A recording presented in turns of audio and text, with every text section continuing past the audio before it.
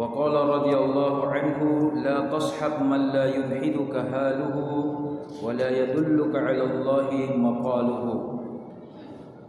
Diawali pada bab 5 ini Imam Ibnu Athaillah memberikan tambahan kata-kata hikmah kepada kita.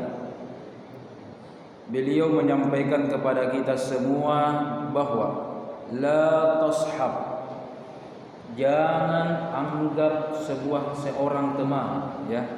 Jangan anggap seorang teman man la yulhiduka haluhu, kalau halnya, kalau sikapnya itu tidak membangkitkan ibadah Anda. Wala yadulluka 'ala Allahi maqaluhu, dan jangan anggap teman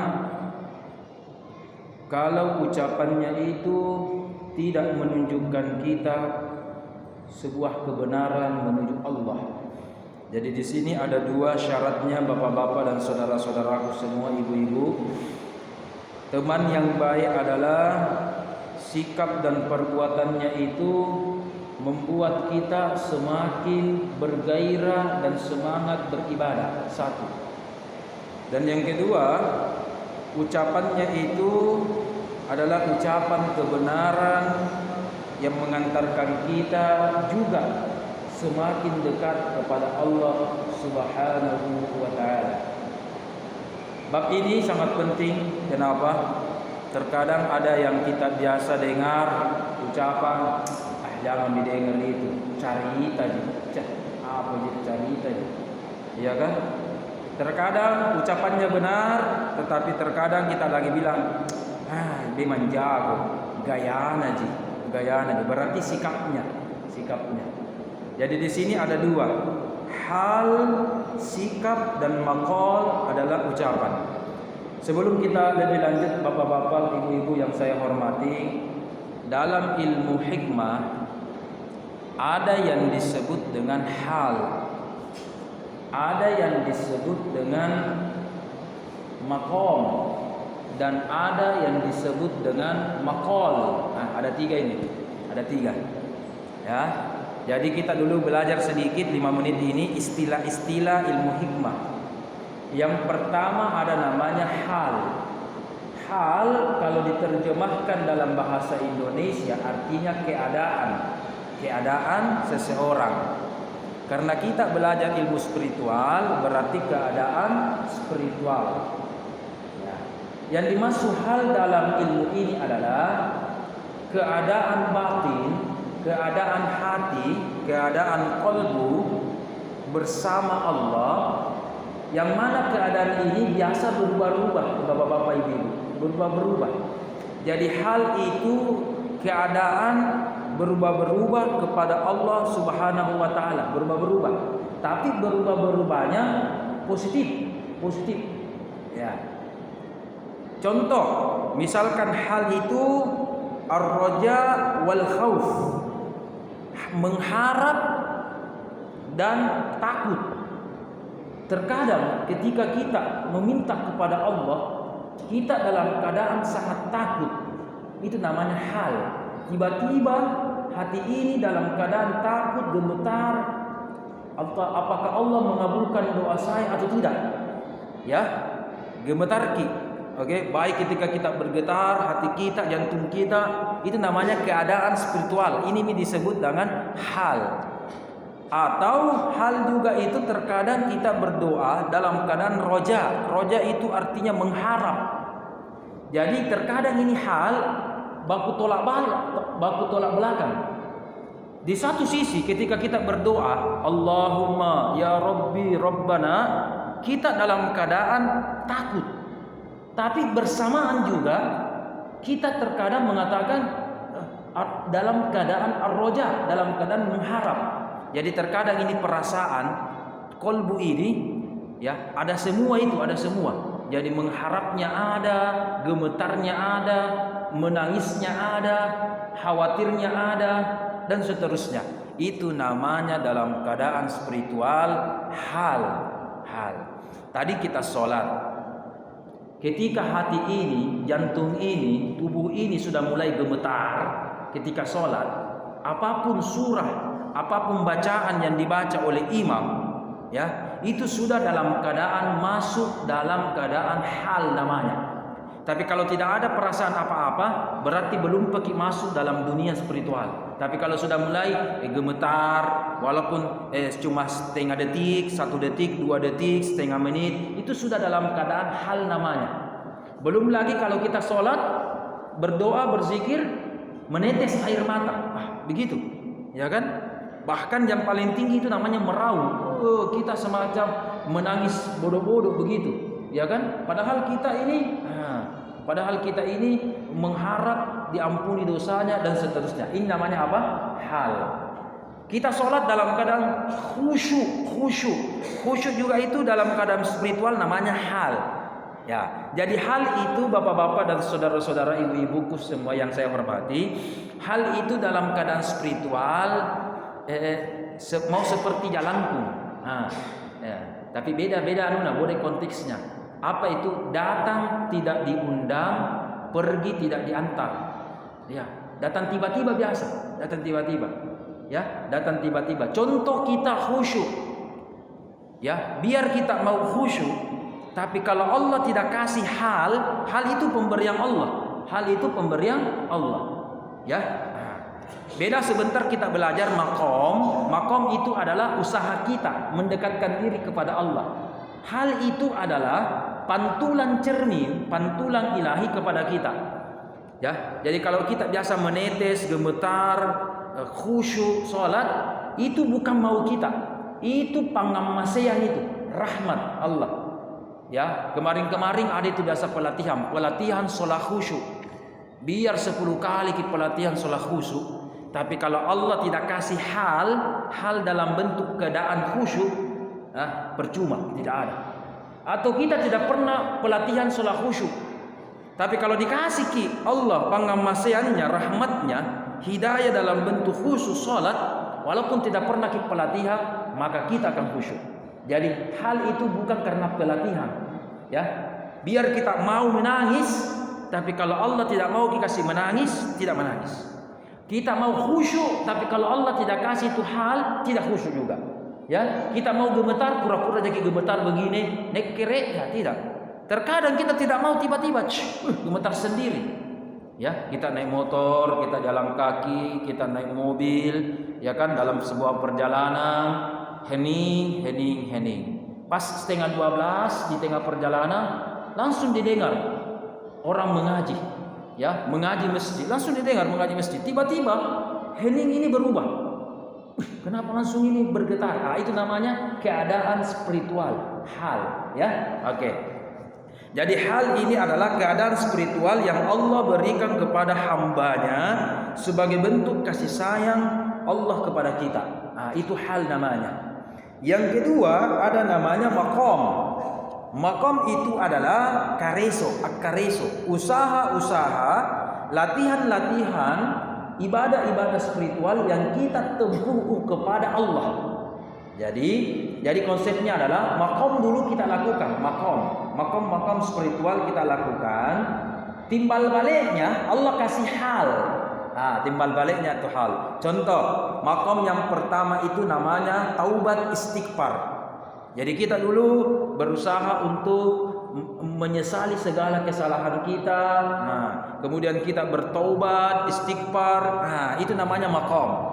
Kemudian ada makom berikutnya namanya sabar. Ya kan? Sabar itu usaha kita. Berusaha untuk bersyukur atas segala nikmat Allah, ikhlas dan seterusnya, itu namanya makom. Usaha kita untuk ikhlas, usaha kita untuk apa tadi? Untuk sabar, syukur, bertaubat kepada Allah, itu namanya makom. Kita yang harus undang, kita harus akareso supaya sabar, syukur dan seterusnya. Jadi berusaha masing-masing ini supaya kita belajar ikhlas, belajar syukur, belajar bertaubat kepada Allah. Ketika Allah terima makom kita, terima taubat kita, terima sabar kita, terima syukur kita, terima ikhlas kita, terima makom, maka balasannya apa tadi? hal. Maka Allah kasihkan pantulan hal. Makanya dalam berdakwah di mimbar, bapak-bapak, ibu-ibu, berdakwah di mimbar, ada namanya dakwah dengan lisan, ada namanya dakwah bil hal, dakwah dengan tindakan, keadaan. Ada orang tidak bilang sesuatu. Orang tua kita dulu biasa tidak terlalu komunikatif. Kalau orang-orang tua dulu itu biasa tidak terlalu komunikatif. Biasa najanjan jaki, nalia jaki, nakasih jaki contoh, ya kan? Nah, kita sebagai anaknya harusnya paham. Oh begini. Jadi perbuatan sikapnya itulah yang menunjukkan dakwanya kepada kita, halnya. Berikan contoh, berikan ini. Maka ketika kita lihat ada orang rajin sholat, rajin sholat, ayo deh kita juga rajin sholat. Ada orang rajin ke masjid walaupun hujan tadi ya, masya Allah, ini semua, masya Allah. Ya, walaupun hujan tidak menghalangi, kan ada je payung, ada je jas hujan, ada je apa, ya kan? Memang saya harus akui di kitab fikih itu tertulis kalau hujan keras seperti tadi, ada imam mengatakan bahwa tidak wajib pergi sholat di masjid.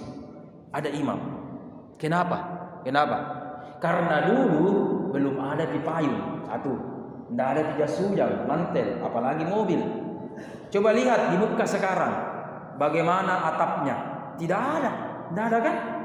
Ya kan? Berarti bagaimana kalau di masjid tidak menaung, ya kan? Kehujanan ki. Ya, di rumah ada atapnya, oke? Di rumah ada atapnya, di masjid tidak ada atapnya. Atau ada juga masjid-masjid beberapa sudah ada atapnya, tapi perjalanan jauh. Makanya saking jauhnya, daripada basah kuyup ki apa ki.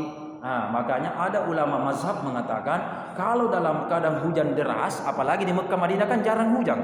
Ya, dalam keadaan ini cuma sekali mungkin dalam setahun hujannya, ada imam mazhab mengatakan tak usah atau tidak wajib sholat berjamaah. Ya. Tetapi kita, masya Allah, kenapa kita mau hadir di sini sholat berjamaah? Itu tandanya hal kita, spiritual kita mengarahkan kepada kita supaya untuk datanglah, jangan malaslah, dan seterusnya. Jadi itu. Jadi kita kembali. Ada namanya hal. Hal adalah keadaan spiritual. Kemudian wala yadulluka 'ala Allahi maqaluhu. Yang ketiga yang kita pelajari hari ini adalah maqal.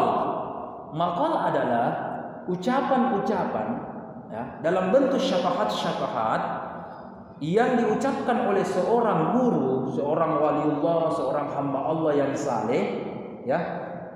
Dari mana ucapannya itu biasa menembus hati. Biasa nak tahu kebenaran. Itu namanya syafahat. Ya. Terkadang ada ulama-ulama kita mengatakan segala sesuatu, memprediksi segala sesuatu, mengatakan ini dan ini. Ya, saya kemarin baru teringat kembali seorang perkataan seorang guru. Ya, 2014 sang guru itu namanya Pak Kiai Mustami, guru kami, ketua MUI Makassar ketika itu. Ketika di awal wali kotanya Pak Dani 2014, ketika itu saya masih mahasiswa. Guru tak langsung berkata kepada saya dan istrinya juga menceritakan, ya, bahwa itu Pak Kiai tadi malam, ya kan, entah apa ucapannya berteriak. Kemudian saya mendekat. Dia bilang, aco ini begini kok, dan seterusnya. Ini nanti ada begini.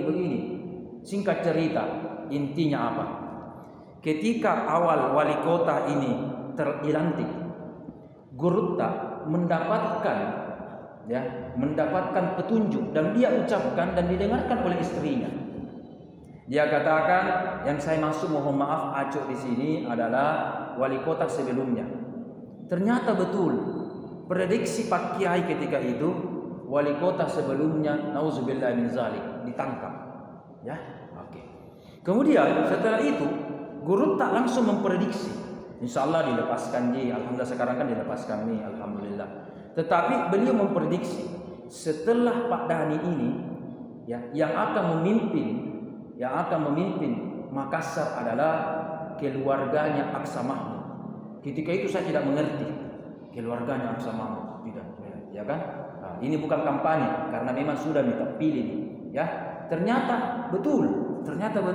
Ketika itu saya tidak paham siapa itu Aqsa Mahmud. Kalau Yusuf Kalla saya kenal, ya kan? Dan seterusnya. Ini siapa ini?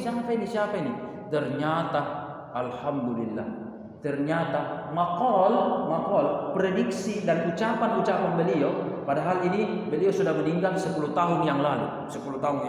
Saya sendiri mendengar dan keluarganya juga mendengar, dia memprediksi yang akan menjadi wali kota setelah Pak Dhani adalah keluarganya Aqsa Mahmud. Ternyata ketika beliau ini dilantik, saya tanya-tanya, oh ternyata betul ya, wali kota kita sekarang ini itu menantu ya, kalau tidak salah, menantunya beliau.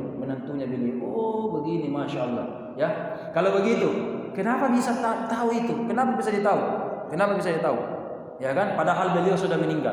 Saya juga ketika itu 11 tahun yang lalu sudah tahu, wali, sudah mendengar dari telinga beliau, tapi kita tidak paham. Tidak paham. Ternyata masya Allah, ucapan beliau itu kebenaran. Walaupun terkadang lain-lain dengar, sembarang kapan dibilang, ya kan?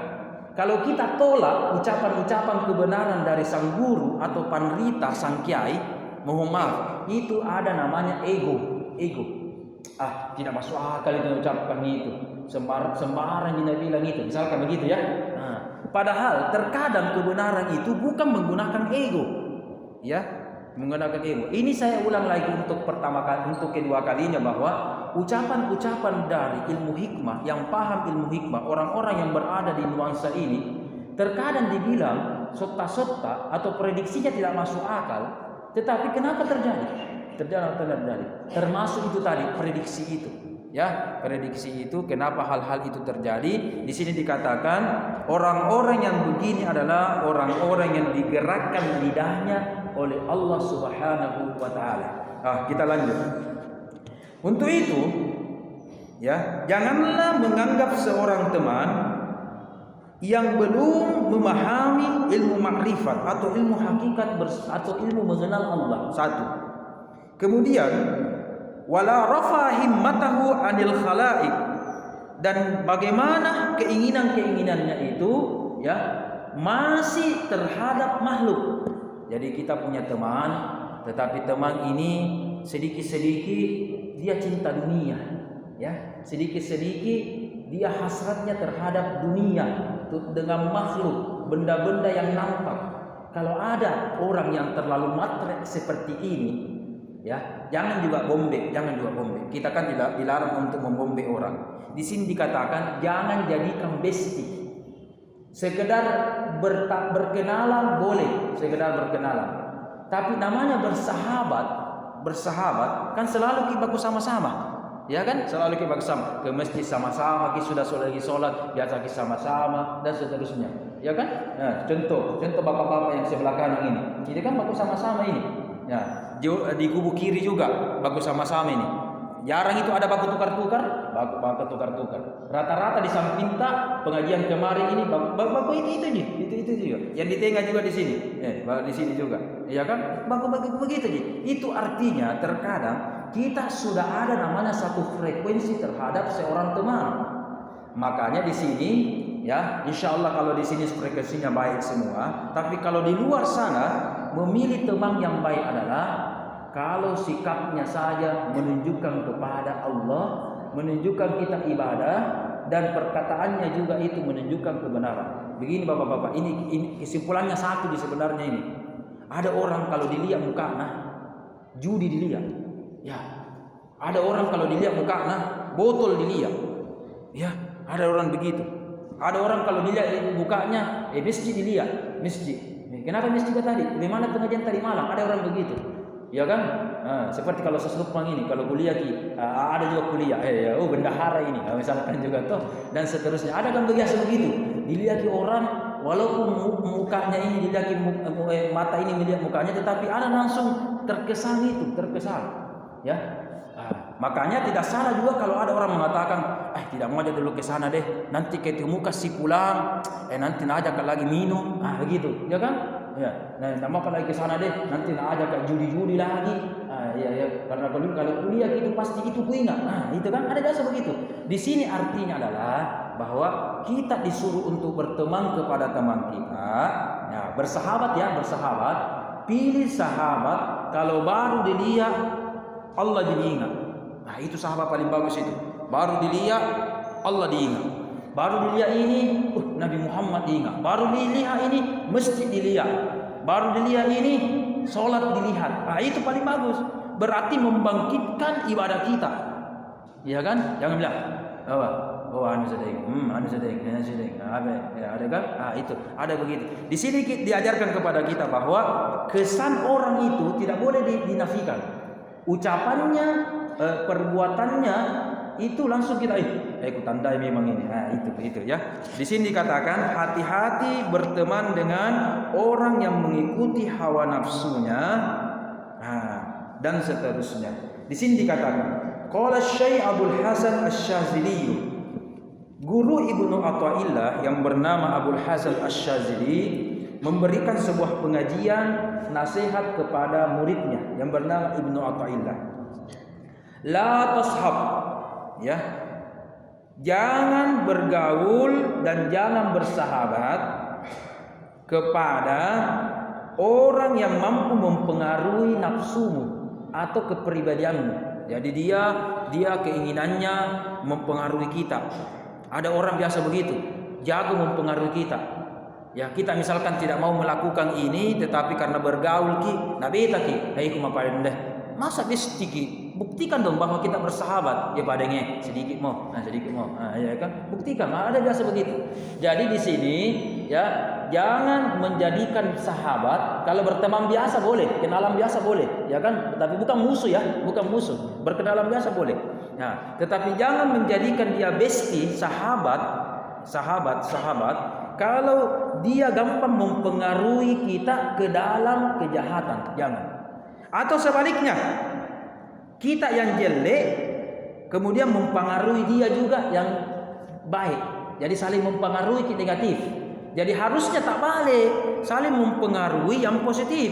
Kita juga mempengaruhi dia positif. Di sini dikatakan mayadum, persahabatan yang didasari oleh dunia hawa nafsu dan makhluk semata, kemaksiatan semata, mayadumu tidak akan awet. Kalau hanya berdasarkan hawa nafsu dunia belaka. Makanya kita bersahabat bukan karena dunia. Kita memang karena misalkan dunia akhirat, sama-sama mau beribadah, mendekatkan diri kepada Allah dan seterusnya. Bukanlah keluarga kita secara hakiki.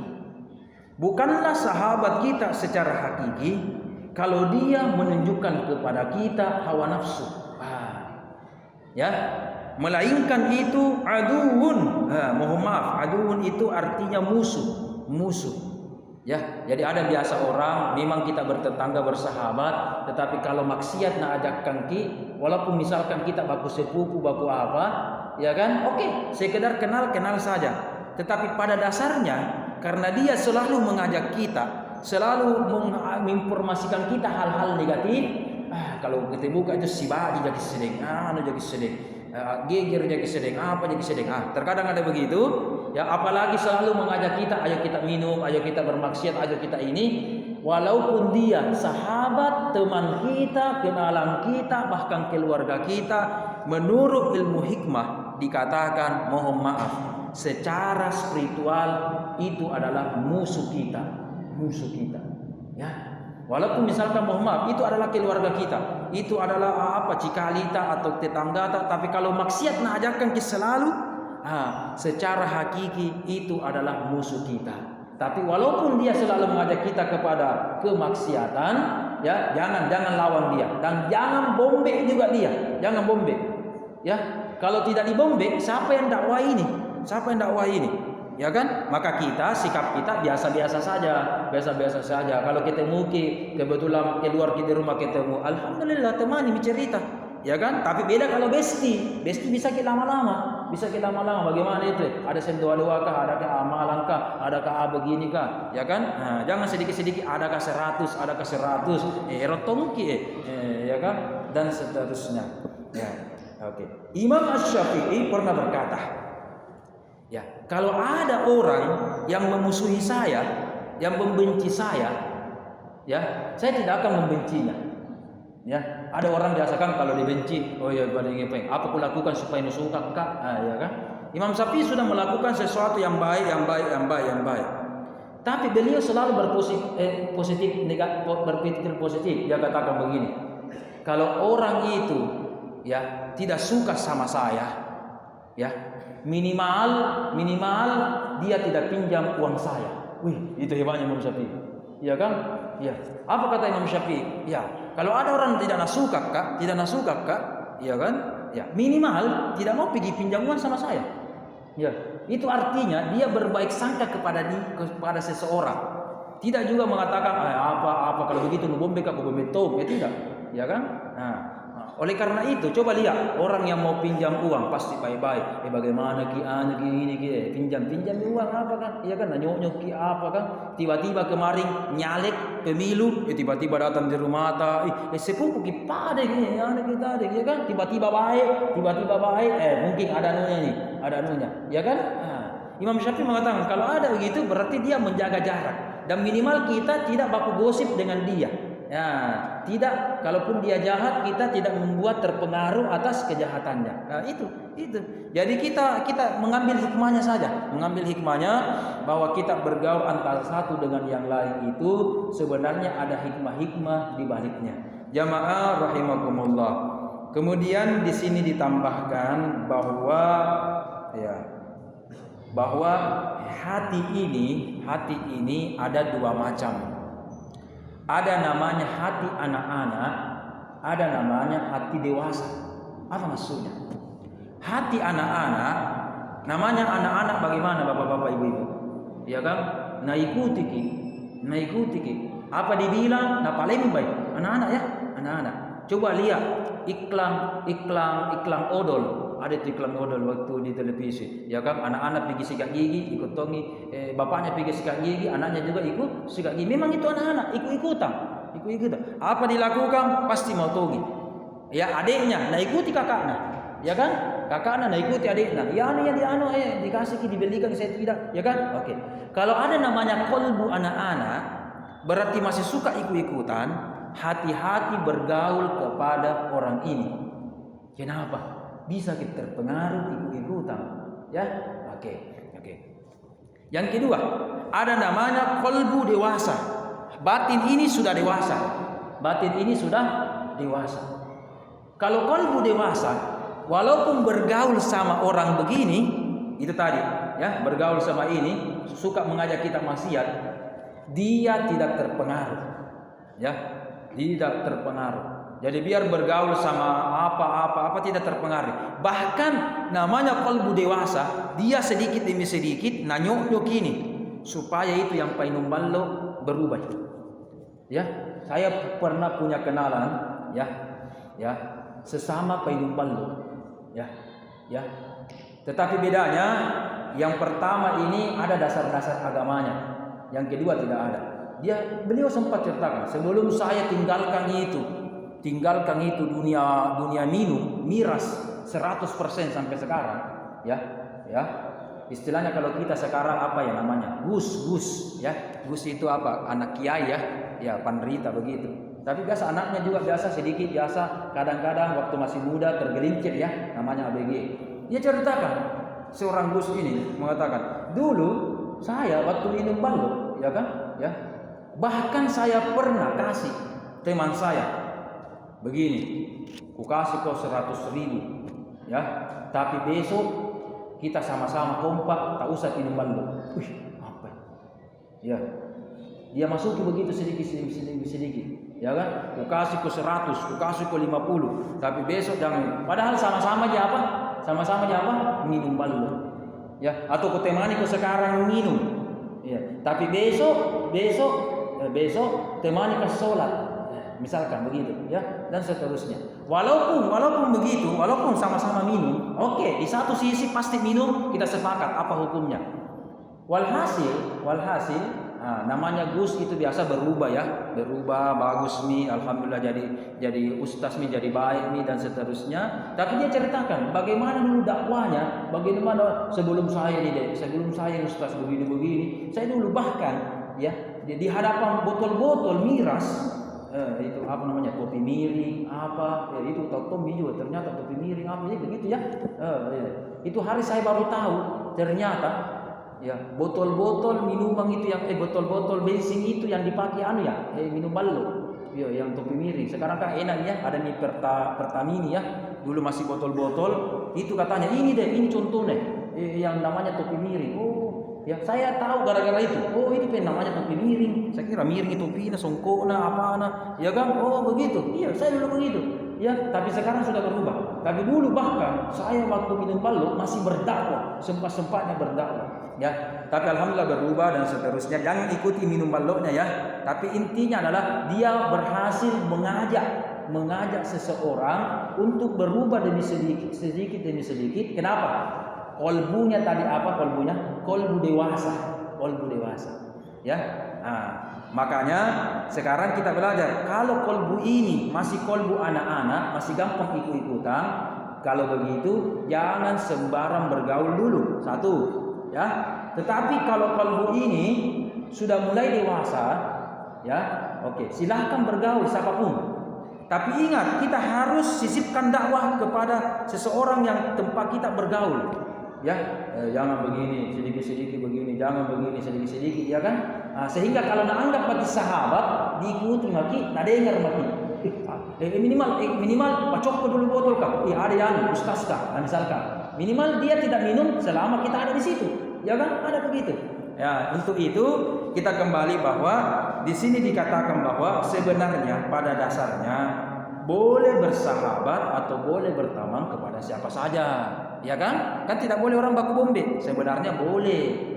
Tetapi untuk bagi pemula, apalagi kalau generasi Z masih muda, ya masih selalu labil, terpengaruh, hendaklah kalau kita bergaul kepada yang baik-baik saja dulu.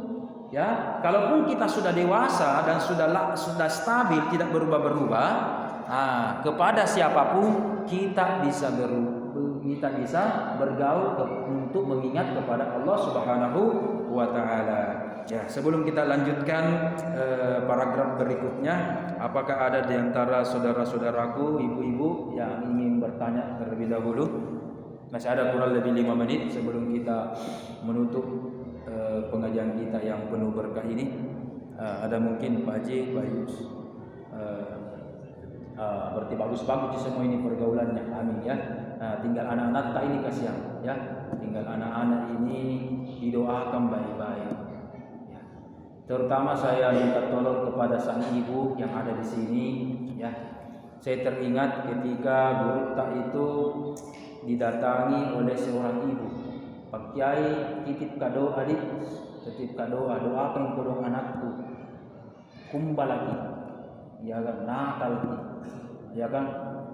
Apa kata sang Kiai? Iya, saya doakan anak tak siapa namanya ini.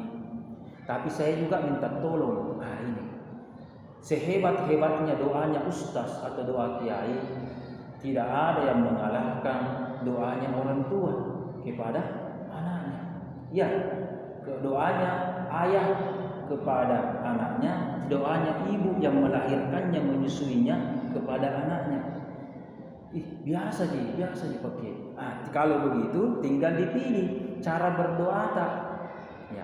Kalau kita berdoa sudah sholat tidak mampang, sholat isya kita sebentar doakan tidak mampang, tadi sudah maghrib tidak mampang, sudah subuh tidak mampang. Kalau begitu sudah sholat tahajud di malam hari doakan. Siapa tahu waktunya belum pas, ya keadaan spiritual ini belum masuk, ya. Untuk itu sebenarnya ketika kita berdoa kepada Allah Subhanahu wa taala, ya, kemarin kita berbicara apakah doa itu diulang-ulang atau cuma satu kali? Ya, diulang-ulang atau semua satu kali? Jawabannya bisa dua-duanya. Dua-duanya. Kita ulang-ulangi supaya siapa tahu yang pertama tidak tembus, yang kedua tembus, ya. Oke. Tapi kalau ahli, kalau penderita satu kali ditembus, ya tidak ada ulang-ulangi nih. Apa artinya? Karena doanya sudah masuk dalam dunia spiritual, dalam keadaan batin. Ya, makanya kalau ulama-ulama kita penderita tak dulu berdoa, mungkin satu kali berdoa, tapi langsung makbul, langsung terkabul. Ya, kenapa? Yang susah itu adalah masuk di dimensi spiritual. Yang susah itu masuk di situ. Jadi kalau tak kalah enak kita berzikir, bapak-bapak, ibu-ibu, saudara-saudaraku semua, tak kalah enak kita berzikir, ambak mimam nih. Ya, tak kalah enak kita beribadah 2 rakaat, ambak mimam nih, tambah lagi. Ya kan? Biar mengantuk, biar apa, tambah mimam nih. Ada keadaan begitu. Keadaan spiritual ini namanya apa tadi? Hal, ya. Dalam setahun kalau datang upah, dalam sebulan kalau datang alhamdulillah, ya. Terkadang-kadang ini biar kita sholat berapa rakaat tidak datang, tapi biasa sholat tiba-tiba, ya. Kapan itu enak? Silahkan. Bapak-bapak, ibu-ibu yang biasa berzikir, ya.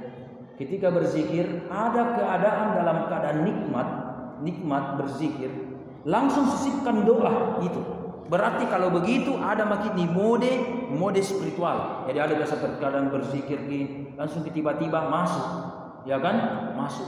Ada biasa sholat rakaat pertama belum mungkin rakaat kedua baru biasa masuk di keadaan dunia spiritual itu. Kalau begitu nikmati baik-baik itu, berdoa, berzikir dan seterusnya. Nah, kenapa? Masuk di mode spiritual itu tidak gampang. Kalau bukan pangamaserna karena Allah Subhanahu wa taala, tidak bisa masuk di dunia spiritual itu. Ya. Apalagi kalau kita botok berarti dalam hal misalkan kita tidak menjaga kesucian lahir dan batin. Ya. Dalam hadis dikatakan, Imam An-Nawawi meriwayatkan sebuah hadis kitab Arba'in dikatakan, ada orang berdoa sementara dirinya kotor. Apa kotornya? Pakaiannya haram, makanannya haram, minumannya haram, semua di tubuhnya, di rumahnya haram. Bagaimana caranya bisa masuk di mode spiritual yang bersih, yang suci? Ya kan? Makanya kita disuruh betul, carilah rezeki yang baik, carilah rezeki yang halal, jangan tipu-tipu, jangan apa. Ya kan? Kita sudah tahu semua itu. Ya kan? Di kantor, di apa, dan seterusnya itu. Karena memang saya harus akui bapak-bapak, ibu-ibu, ingat Allah, ada orang ingat Allah di masjid, di kantor seakan-akan tidak ada Allah. Makanya ada orang korupsi, ya. Dia anggap Allah cuma ada di masjid, di pasar, ya, di timbangan tidak ada Allah. Makanya ada namanya timbangan curang, ya. Sekiranya dia anggap bahwa di masjid kah, di kantor kah, di pasar kah, di warung kah, bahkan di jalanan kah ada Allah, tidak ada orang begal. Ya kan? Tidak ada orang begal. Seperti ada yang ditangkap sama polisi. Kenapa dia melanggar? Iya Pak Polisi, tidak kuliah ki. Tidak kuliah ki. Tapi kuliah di lampu merah iya, tapi tidak kuliah ki Pak Polisi. Walhasil apa? Melanggar. Berarti bukan polisinya sebenarnya ini. Yang penting peraturannya, ya kan? Intinya jamaah, kita sebenarnya beribadah kepada Allah Subhanahu wa taala. Yang pertama kesimpulan kita hari ini adalah mari kita meningkatkan ibadah kita sehingga kita bisa memilih yang mana baik, yang mana benar. Yang kedua, kita membutuhkan itu sahabat atau lingkungan seperti ini. Jadi kalau kita tidak berteman sama orang-orang yang suka pergi pengajian, tidak dengar tuh makin pengajian, ya kan? Kalau kita berteman sama orang-orang yang suka disko malam-malam, ya kan? Botorok malam-malam, apalagi pakai uang, ya, nauzubillah min zalik, pasti kita juga akan begitu. Nah, makanya di sini diajarkan kalau hati ini masih selalu terpengaruh, kita harus berada di lingkungan yang baik-baik. Di sini kuliah ada anak-anak muda ini, ya bagus ini. Daripada di luar sembarang bergaul, lebih lari ke masjid saja. Ya, tidak ada salahnya kalau kita lari ke masjid. Insya Allah baik semua. Ya, dan yang kemudian yang kesimpulan yang ketiga adalah mari kita berada di dalam keadaan spiritual, baik menggunakan zikir atau ibadah. Karena kita kalau sudah berada di keadaan spiritual ini, insya Allah kita semakin dekat kepada Allah Subhanahu wa Ta'ala. Ucapan dan tindakan kita itu membuat orang lain semakin dan semakin mengingat kepada Allah Subhanahu wa Ta'ala. Demikian dari kami, mohon maaf kalau ada kekurangan atau kelebihan dari waktu yang ditentukan. Wabillahi taufiq wal hidayah. Terima kasih.